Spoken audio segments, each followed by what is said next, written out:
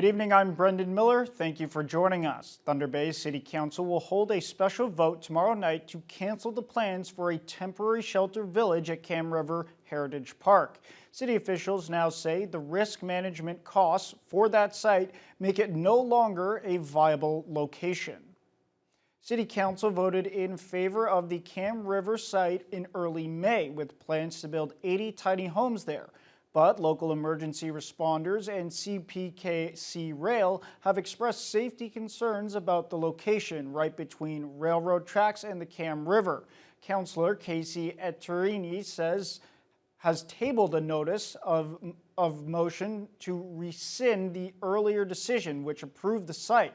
If that vote passes, the city would then likely go back and take another look at some previously rejected sites for the homeless village. Also, tomorrow night, Council will vote again on a plan to change the city's tax ratios and put more of the tax burden on single-family homeowners. The Thunder Bay Police Service will need to up its recruitment game. This comes as the local force needs to compete for police officers with other services, expanding recruitment in the region, such as the Anishinaabe-Aski Police Service. Justin Hardy reports. The Thunder Bay Police Service Board is asking city representatives to raise the service's resourcing and recruitment challenges with provincial officials at this summer's AMO conference. The issue was originally brought to the board in May, where police officials said Thunder Bay is facing difficulties competing with other services like Anishinaabe-Aski Police, which is currently planning to double its complement of officers over the next 5 to 10 years. Thunder Bay Deputy Chief Jeremy Pearson says that competition is a big part of the staffing challenges. We do now have multiple services within the region who are actively offering employment opportunities. So we do need to put an emphasis on retaining both our sworn and our skilled civilian staff. So that's something that we need to look at. And as I say, we're catching up with the reality of what I believe is probably across the province in terms of more densely populated municipalities or municipalities that border more closely on others. There's always, movement within the workforce. Pearson says city police are in the process of drafting its next round of budget proposals, which include potential expansions to meet community needs. He adds the city police will have to up their game to compete with other services. There's now a competitive market for these skilled positions, both sworn and civilian, and so it's top of mind certainly for our service that we need to be prepared to properly compensate and properly staff all of our departments in order to provide service and in order to retain our employees and our skilled knowledge base. The AMO conference will start on August 17th. That's when the city will have its chance to raise its concerns with the province. Justin Hardy, TBT News.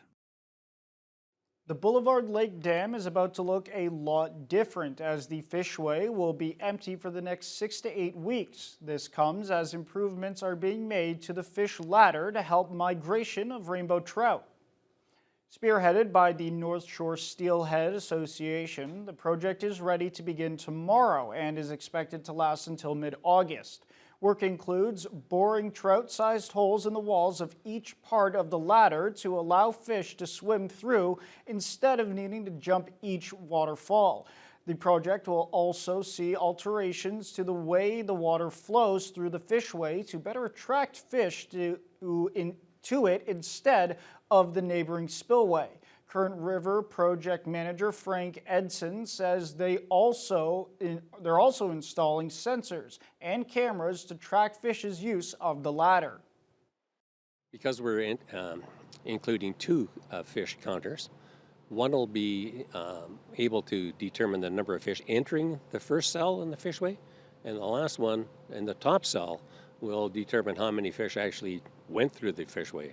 So it'll validate the effectiveness of passage for the fish, also determine the number of fish, and hopefully assist us in understanding what flow rates, what water flows are best or optimal for movement of fish in the fishway itself. The project is expected to cost over $35,000 and is being funded with investments from all 3 levels of government. Applause Productions and their upcoming musical comedy, Guys and Dolls, will be bringing a story by Damon Runyon and music by Frank Loesser to the stage. Emma Chilton has more.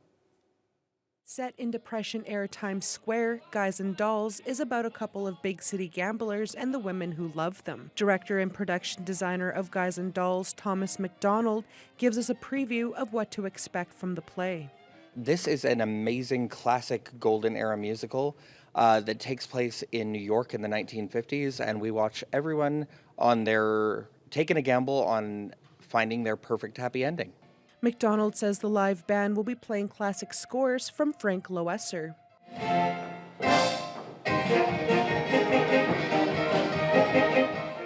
Actors Chris Jason, who plays Sky Masterson, and Keira Mackey, who plays Sergeant Sarah Brown, shares insights into their characters. His luck just never seems to run out. He seems to win every time he bets on anything. And he ends up meeting a fellow gambler who's trying to organize a crap game. And in order to secure the money to have the crap game, he makes him a bet that he can't take a young missionary to Cuba. And they go, and hilarity ensues. And eventually they come back, and some things have happened. And I don't want to give too much away, but some things have happened, and it's a lot of fun. She is the sergeant in charge of the mission that has opened up in New York City, and she's having a prayer meeting during the week, and she's trying to get a bunch of gamblers and sinners to attend her meeting, and she's having a bit of difficulty doing so until she meets somebody who she makes a proposition with to get a bunch of gamblers and stuff. So it's about her trying to fulfill that, but also maintaining her morals. The show will be running from June 25th to June 28th at the Trinity Hall Theatre, with the show starting at 7:30 p.m. Emma Chilton, TBT News. The Crossroad Music Store, located in Fort William First Nation, is striking a chord with the community by hosting a free summer series of concerts every Saturday.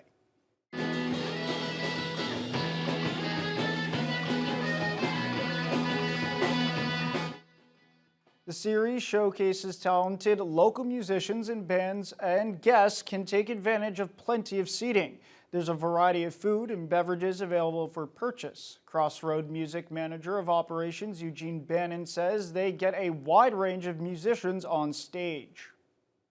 Saturday afternoons from 2 to 8. This is our third year running, and we've been doing this. We've been open since 2023, and we're Nishnawbe music store on the reserve, so we've been doing really well.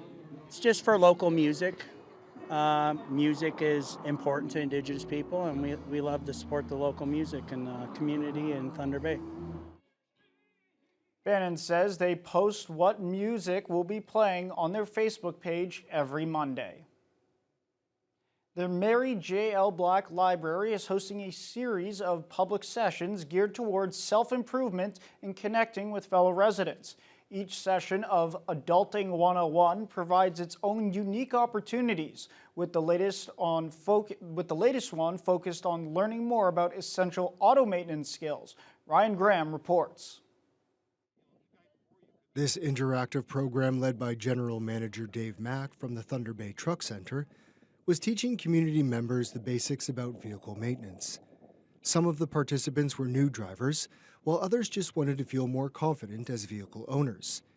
This hands-on workshop gave people some new life skills. Well, a lot of us we reach adulthood and we realize there's certain basics that maybe we missed somewhere along the way. So this program was to try and fill some of those gaps. This one with auto maintenance here, he was going to be covering changing tires, oil changes, and also just kind of giving people a chance to ask in a really low-stress, casual environment some of those things that they feel like they should have maybe already knew, but they were a little bit afraid to ask. This was their chance. This was the third session in the program series at the Mary J. L. Black Library. Everyone is welcome to join in on any given session, as it's a drop-in program with no fees or registration required. This particular auto learning opportunity will run again in the fall. However, the library itself will be having other program topics this summer. And we've got lots of stuff happening for adults this summer. Like we do most years, there's going to be a reading challenge so that you can follow along. And we've got a really great prize this year donated from the Lakehead Regional Conservation Authority. So everyone should check that out. We're going to have some regular programs where we're going to be doing movie afternoons that adults can come and check out. And of course, we're going to also have our senior coffee chats, which is a new thing we've implemented. For more information on the Adulting 101 series at the Mary J. L. Black Public Library, the public can stop by and check out their newsletter or visit the library's website. Ryan Graham, TBT News.